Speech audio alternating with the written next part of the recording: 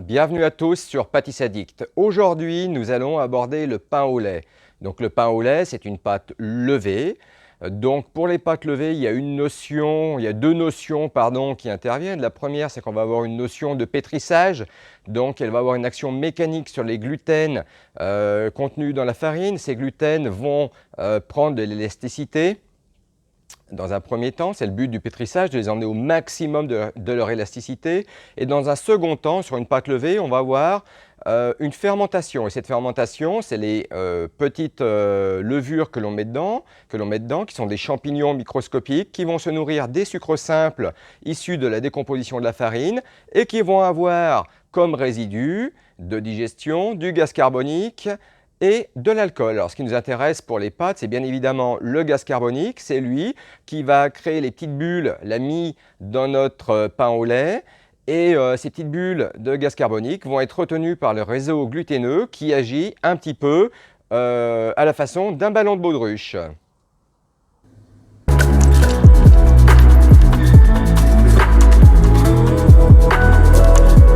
Alors, pour le pain au lait, on a besoin de farine. Alors là, on est sur un mélange de farine. J'ai là-dedans 100 g de farine de gruau et 400 g de farine T65. Alors la farine, elle vient d'un petit moulin qu'on a à côté de chez nous. C'est les moulins Marion qui sont à Saint-Jean-de-Velle, qui font des très bonnes farines bio. On va avoir besoin de sel. Ici, on est sur du sel de Guérande, du sucre, 66 g de sucre, 20 g de levure. On va avoir besoin de beurre, du beurre de Bresse, ici présent, un peu de levain pâteux, 110 g de levain pâteux, un œuf et 250 g de lait de Bresse.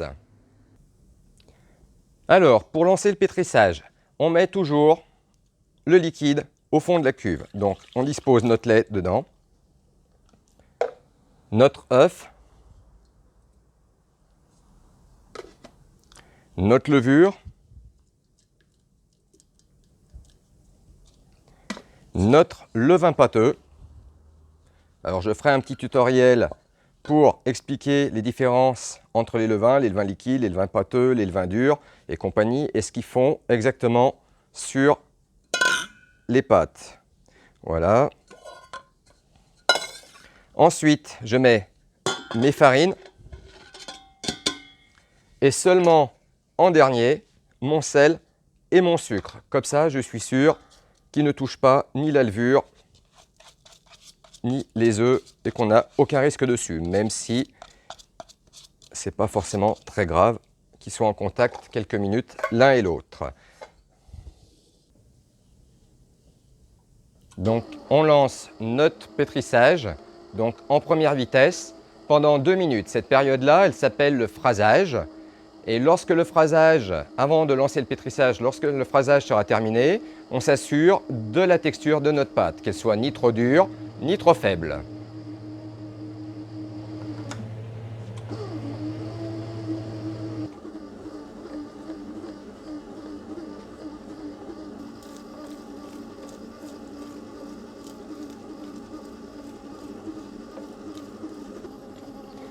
Voilà, nos 2 minutes de phrasage sont terminées.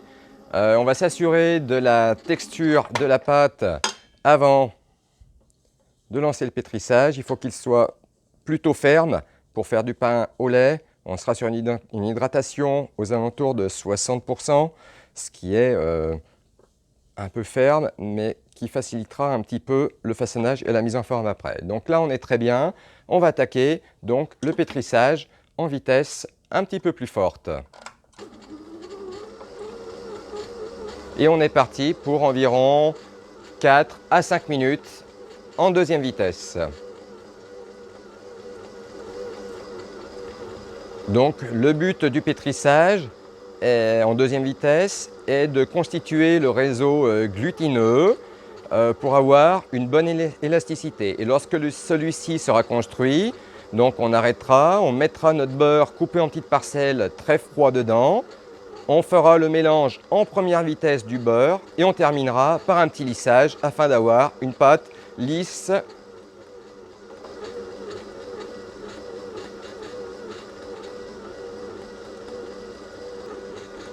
Cela fait maintenant 4 minutes que notre pâte pétrit en seconde vitesse. On voit que la pâte a changé de texture, elle a pris de l'élasticité, elle a pris de la force.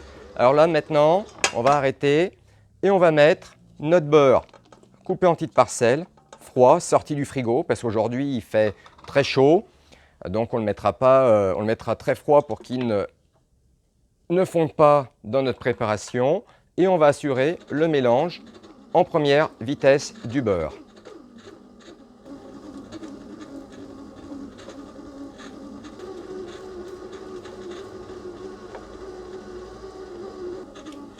Et bien voilà, ça fait 2 petites minutes que notre beurre il est en train de se mélanger en première vitesse. On va regarder ce qu'il en est. Donc le beurre, il est mélangé. On voit bien dedans qu'il est mélangé. La pâte, elle commence à avoir une jolie texture quand on regarde. Voilà. On va finir le lissage en deuxième vitesse. Et bien voilà, notre pétrissage va être terminé. Nous allons l'arrêter. Et bien voilà, notre pâte elle est finie de pétrir. On va la sortir. Dans un premier temps, alors il y a plusieurs façons de faire. Certains travaillent avec un petit peu de farine, certains travaillent avec des bacs huilés ou une surface huilée. Personnellement, je préfère travailler avec un peu de farine. Ceci dit, attention, toute farine que l'on ajoute dès la fin du pétrissage, pour le façonnage, pour la mise en forme et compagnie, toute cette farine-là, elle se voit. Elle va donner une consistance, une apparence un peu terne. Voilà. Donc on y va toujours avec mollo pour la farine. Donc le crochet, dans un premier temps, on l'enlève, on se farine un petit peu la main, on enlève. Alors le pain au lait, c'est une pâte qui ne colle pas beaucoup. Donc, on va chercher notre pâte au fond. On s'assure qu'il ne reste rien dans la cuve. Et là, on va la bouler pour lui donner une jolie forme.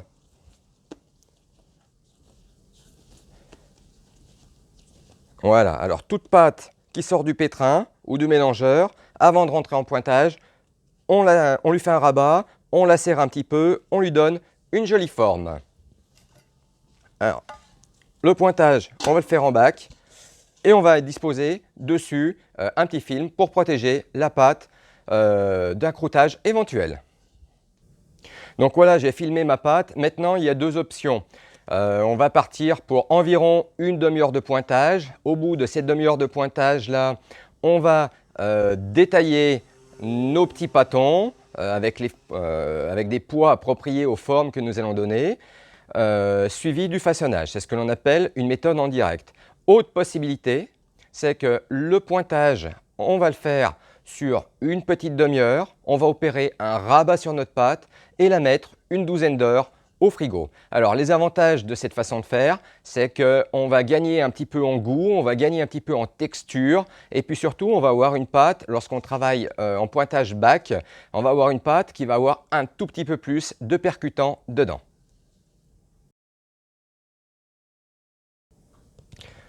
Donc là voilà, ça fait une demi-heure maintenant que notre pain au lait est au frigo.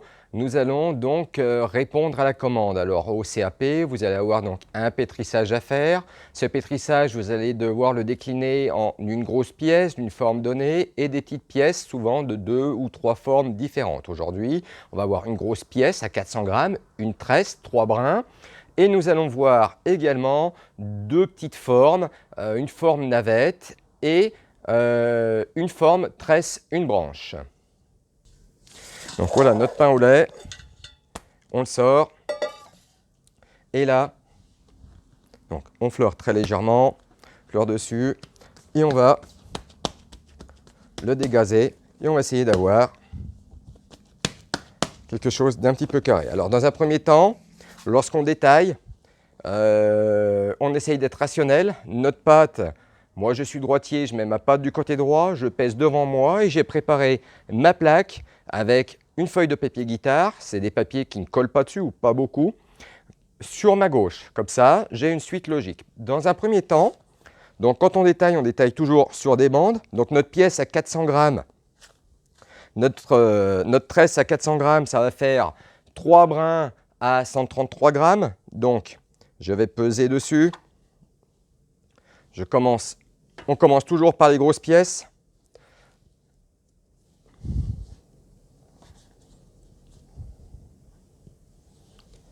On essaye d'avoir des jolies formes. On n'est pas à 2 grammes près.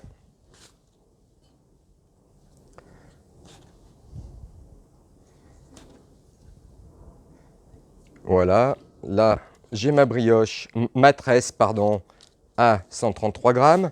Et maintenant, je vais découper tout le reste en individuel. Alors pour l'individuel, on se situera entre 70 et 80 grammes. Là, j'ai prévu de faire des pièces à 70 grammes. On devrait faire aux alentours de 9 pièces à 70 grammes.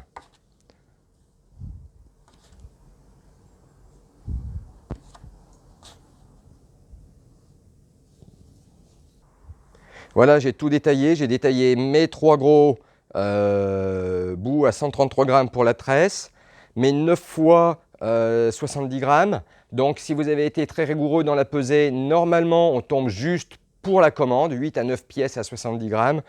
Et puis, là, il me reste un tout petit bout. Alors, quand vous avez ça, c'est pas grave. On répartit sur la grosse pièce. Il ne doit absolument rien nous rester lorsqu'on a fini de détailler. Donc, nous allons opérer les mises en forme. Alors, pour faire une tresse, on va avoir besoin de bouts un petit peu longueur. Donc, dans un premier temps, on va faire un boulage très léger dessus. Voilà. Et après, on va donner un petit peu une forme. On boudine un petit peu. On préfaçonne déjà nos pâtons sur une forme un tout petit peu allongée. Et on les met en détente sur notre plaque. Donc j'ai fait mes 3 grosses pièces. On va faire pareil pour les petites pièces. Voilà, que ce soit pour les navettes comme pour les tresses un brin. On donne un petit coup de boulage et on commence à aplatir un petit peu. Et on fait nos 9 pâtons de la sorte. Voilà, j'ai boudiné mes 9 petites pièces et ma grosse tresse. Donc maintenant, nous allons mettre une dizaine de minutes de détente au frais. Voilà, donc nos pâtes ont passé un petit moment au frais. On va leur donner un tout petit peu de longueur. Donc pour leur donner un petit peu de longueur, avant de commencer, les allonger autrement. Voilà, donc on tire un peu dessus. Et là, on va venir replier un petit peu, comme pour un façonnage, comme on pourrait le faire pour du pain, par exemple. Voilà, donc on vient bien replier la pâte sur elle-même. Et puis après, en dernier, on vient bien souder notre pâte. Voilà, ça c'est pour les grandes tresses. Donc on met toujours la soudure dessous.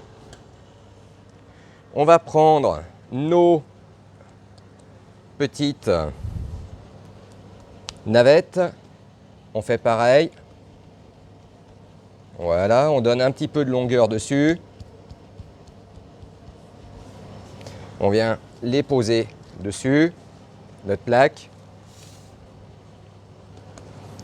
Voilà, on fait attention à ne pas mettre trop de farine, toujours. Alors, on se dépêche à travailler, surtout quand il fait chaud. Aujourd'hui, si on est sur une journée où il fait très très chaud, les pâtes sointent et ramollissent extrêmement vite.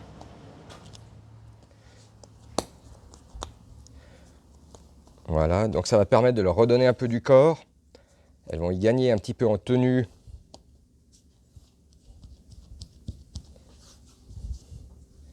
Voilà, donc mes 4 navettes, je les fais comme ça. Pour nos petites tresses un brin, pareil. Voilà, on va chercher à donner de la longueur. On aplatit un petit peu avec le bout des doigts. On vient replier notre pâte dessus. Voilà, on ne tire pas. On retourne, travaille face à soi, c'est mieux. Voilà.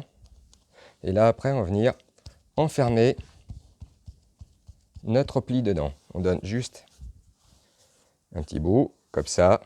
Et on va laisser encore quelques minutes en détente dessus. Donc je recommence, je vous en montre une encore. Donc, légèrement avec le bout des doigts. On fait quand même très attention quand il fait chaud. Alors on n'est pas obligé de travailler avec la paume, on peut travailler juste avec le bout des doigts, comme ça. Regardez. On retourne pour travailler face à soi, c'est toujours beaucoup plus facile. Voilà. Le pouce, il vient bien pousser la pâte dedans.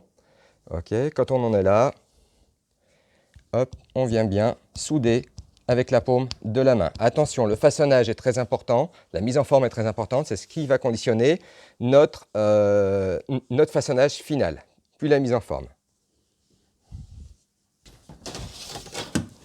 Donc voilà, on a laissé encore un tout petit peu de détente. J'ai préparé mes plaques pour réceptionner mes pâtes dessus. Alors pour faire la grosse tresse, on va commencer par la grosse tresse. On va essayer d'allonger à une quarantaine de centimètres. Voilà. Donc j'aime pas les tresses trop grandes. Une tresse trop grande ne sera pas forcément très bien. On va manquer un peu de section. Moi j'aime bien quand elles ont une bonne section.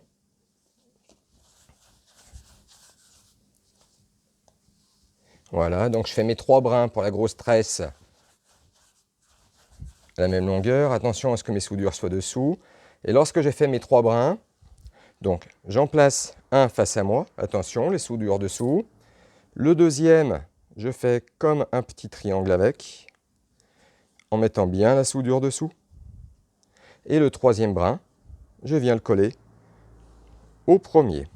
Et là, on finira le bout après. C'est toujours du côté double, l'extérieur, qui vient rentrer, qui vient à l'intérieur.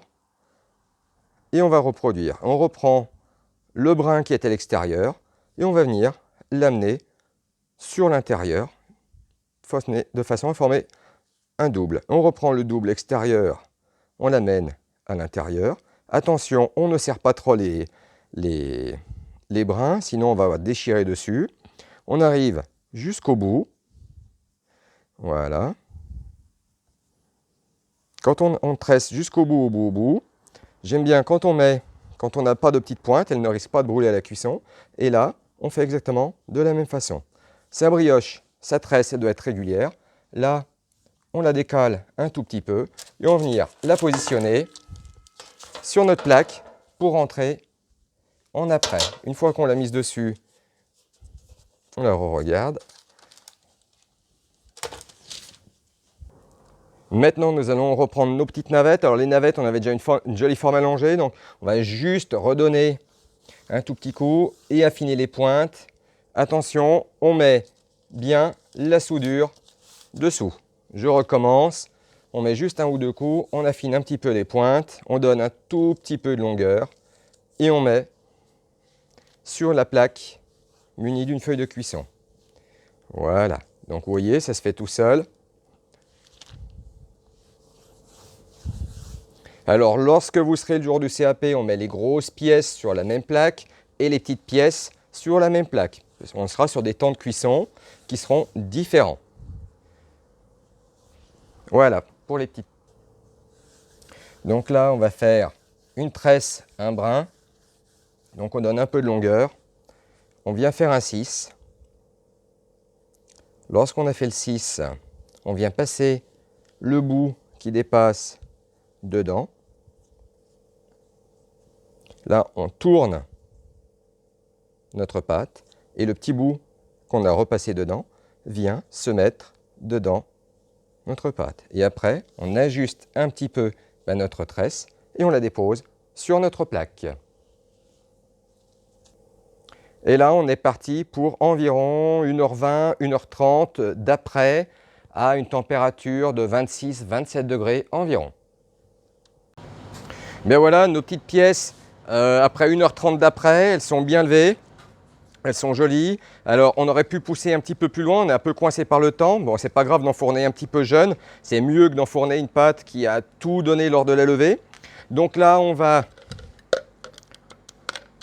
mettre un petit peu de dorure sur nos navettes. Alors, certains mettent un coup de dorure juste avant de mettre en après et en mettent un autre à la sortie de l'étuve avant de mettre au four. Moi, personnellement, je suis assez fan de ne mettre qu'un coup de dorure avant la mise au four. Alors je n'utilise jamais d'ovoproduit pour la dorure, ça donne rarement des bons résultats. Je préfère utiliser des vrais œufs coquilles. Donc je dors bien. Donc on a des jolies petites brioches tresse, un brin ici. Alors c'est un classique du CAP, alors c'est quelque chose qu'il faut savoir faire. Alors on n'a peut-être pas tous de la pâte à la maison, c'est compliqué, ou en entreprise, j'en suis assez conscient. Ceci dit, c'est assez facile de s'entraîner à faire le mouvement avec un peu de pâte d'amande, voilà, de faire le mouvement pour se mettre le geste dans la tête. Voilà, donc là on a donc nos petites brioches et maintenant on va couper, on va les inciser dessus. Donc pour les inciser, un ciseau, mouillé, et là on va venir se poser juste sur le milieu et on va venir faire des toutes petites. Alors, on a la main gauche qui pousse le ciseau et la main droite qui coupe. Quand on en a fait une, on revient humidifier et on vient couper dessus.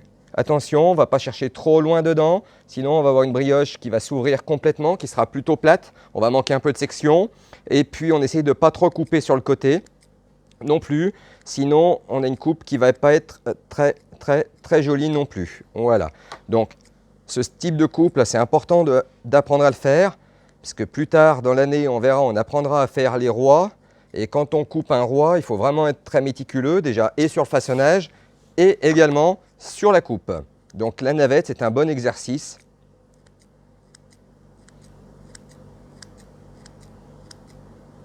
Voilà, donc là, mes petites pièces sont prêtes. Je vais dorer maintenant la grosse tresse. Donc la grosse tresse, voilà, je commence par le bas et je remonte la dorure. On ne doit pas avoir une omelette sur le produit, attention, on y va avec parcimonie. Voilà, on dort bien de partout. Et là après, il y a deux options, soit on enfourne comme ça, soit on dispose un peu de sucre grain dessus. Et voilà, donc là je vais mettre un tout petit peu de sucre grain sur le milieu. Voilà, je ne suis pas forcément fan d'en mettre de partout, mais sur le milieu, on essaye de faire en sorte qu'il n'y en ait pas trop sur la plaque. Voilà, c'est inutile de le perdre. Voilà. Et là, on va pouvoir enfourner. Voilà, mon four est à 180, je vais enfourner les petites pièces, la grosse pièce. Alors attention, on est sur des temps de cuisson différents. Le pain au lait, c'est la seule viennoiserie que l'on cuit un peu plus que blonde. On ne doit pas avoir une très grosse coloration dedans.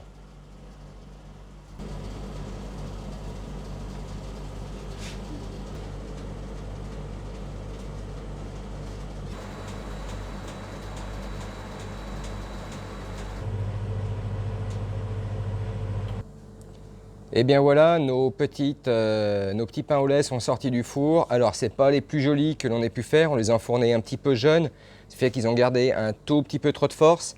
Ceci dit, on voit bien déjà le résultat, on a une jolie tresse, bien régulière, plutôt dodue, c'est très agréable. Des petites navettes qui ont dessus une jolie dentition qui reste bien sur le milieu, elles ne se sont pas déchirées, elles ne se sont pas ouvertes, elles sont restées d'une section très ronde. On voit bien la cuisson blanche de notre petit pain au lait. Et si on regarde dessous, on voit bien dessous, ça doit être sur cette cuisson-là. Ça va être moelleux, ça doit être blanc. Voilà, ça, c'est plutôt pas trop mal. Alors même s'il manque un petit peu de volume parce qu'on est enfourné un petit peu jeune, il aurait fallu une bonne vingtaine de minutes de plus au four. On est sur un résultat qui est déjà très correct. Voilà, donc on va regarder un petit pain au lait dedans, ce que ça donne. Donc là, il est encore un petit peu tiède. Alors, je ne suis pas sûr qu'on voit très bien, mais on va regarder dedans. Si, regardez, c'est absolument magnifique. On a une mie qui est toute moelleuse, une jolie mie crème. On a un goût qui est absolument exceptionnel de levain, là. C'est très très bon. Voilà, il manque juste un tout petit peu de volume aujourd'hui et on serait sur un joli produit malgré la chaleur qu'on a pu avoir. À bientôt sur Pâtisses Addict.